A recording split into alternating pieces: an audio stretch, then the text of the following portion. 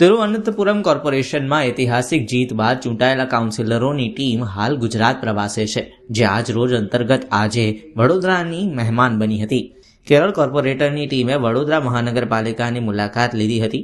સ્થાયી સમિતિ અધ્યક્ષ ડોક્ટર શીતલ મિસ્ત્રી દ્વારા ખંડેરાવ માર્કેટ ખાતે ઉષ્માભર્યું સ્વાગત પણ તેમનું કરવામાં આવ્યું હતું. વડોદરાની ઐતિહાસિક વિરાસત અને શહેરના અર્બન મોબિલિટી, પાણી વિતરણ, સુએજ ટ્રીટમેન્ટ અને ગ્રીન પહેલો વિષય વિસ્તૃત ચર્ચા કરવામાં આવી હતી. ત્યારબાદ કેરળના મહેમાનો કમાટી બાગ, સુરસાગર લેક અને આજવા સરોવરની મુલાકાત લેશે. આ વિકાસ સંવાદ બંને શહેરો વચ્ચે સહકારનું નવું અધ્યાય લખશે. કુદરતી સૌંદર્યથી સંપન્ન, મોસ્ટ એજ્યુકેટેડ, સારામાં સારી પર કેપિટા આવક ધરાવતું રાજ્ય છે. તિરુવનંતપુરમ કેરળની કેપિટલ એ છેલ્લા 65 વર્ષોથી CPMનું રૂલ અને 101 વોર્ડમાંથી 51 સીટ લઈ અને 65 વર્ષ પછી ભારતીય જનતા પાર્ટીનું બોર્ડ બન્યું છે. પહેલી વખત મેયર ઇન કાઉન્સિલમાં ભારતીય જનતા પાર્ટીના મેયર બન્યા છે. ત્યારે એક ખુશી વ્યક્ત કરવા માટે દેશના માનનીય વડાપ્રધાન શ્રી નરેન્દ્ર મોદીએ તમામ તિરુવનંતપુરમના કાઉન્સિલરોને મુલાકાત માટે બોલાવ્યા હતા. ત્યારે ગુજરાત એ ભારતના વિકાસનું ગ્રોથ હબ છે.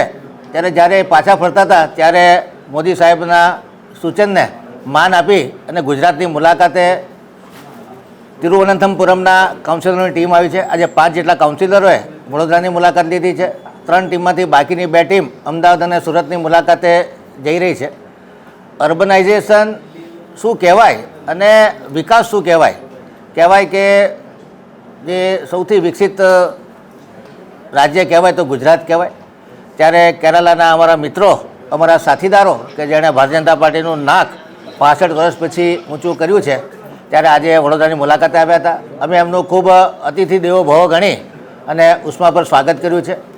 વડોદરા શહેરની જે ખાસિયત છે કે સર સયાજીરાવ ગાયકવાડની નગરી, વડોદરાના જે હેરિટેજ બિલ્ડિંગો છે, વડોદરાનું સુરસાગર તળાવ છે, આજવા સરોવર, MS યુનિવર્સિટી, વડોદરાના STP, WTP, કમાટી બાગ, એવિયરી અને વડોદરા શહેરની પોલિસી, પછી કેટલ કંટ્રોલ પોલિસી હોય, PM હાઉસિંગ યોજના હોય, એન્ક્રોચમેન્ટ ફ્રી પોલિસી હોય, પાર્કિંગ પોલિસી હોય, સ્ટ્રીટ વેન્ડર પોલિસી હોય, આ બધાની ચર્ચા વિચારણા કરી છે.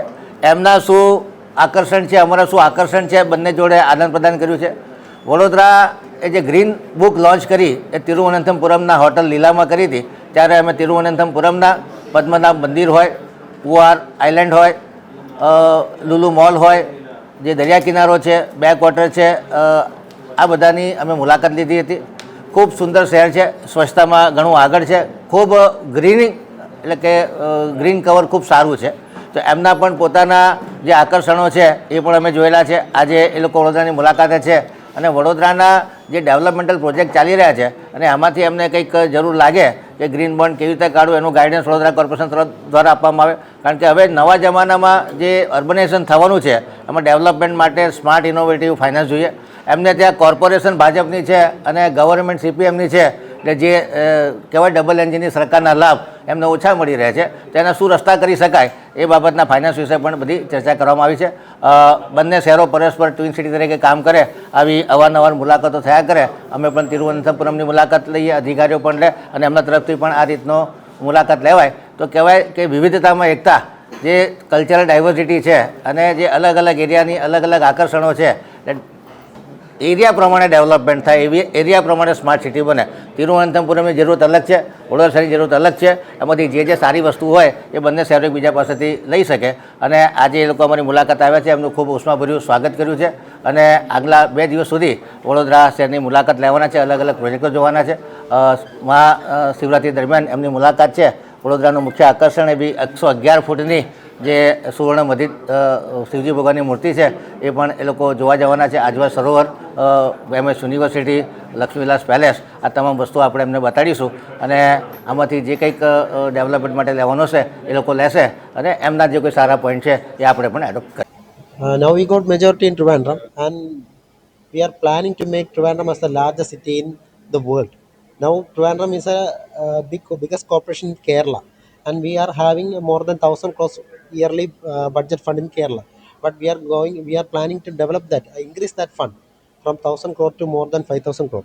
And we are last year after when Modi ji came to rule after 2014, we are having several projects like Smart City Amal. That projects are not well planned or well run in Trivandrum. Like now they show this ICC's command control system from here because they have implemented 2,000 cameras inside the city. And later we went to a CHC, and their hospital was very huge, big hospital. They are having different departments, different equipments, and various facilities are also there, and all that should be taken from here to our corporation. And they are having I think they are having complete coverage in sewerage. They are having a good water facility here in Kerala. It's first time BJP is getting a majority in a local body. Later, we got majority in Palakkad municipality, and first time in the Kerala history, we are getting ruling in a we are getting a rule in corporation. Out of 101 seats, we have won 50 seats.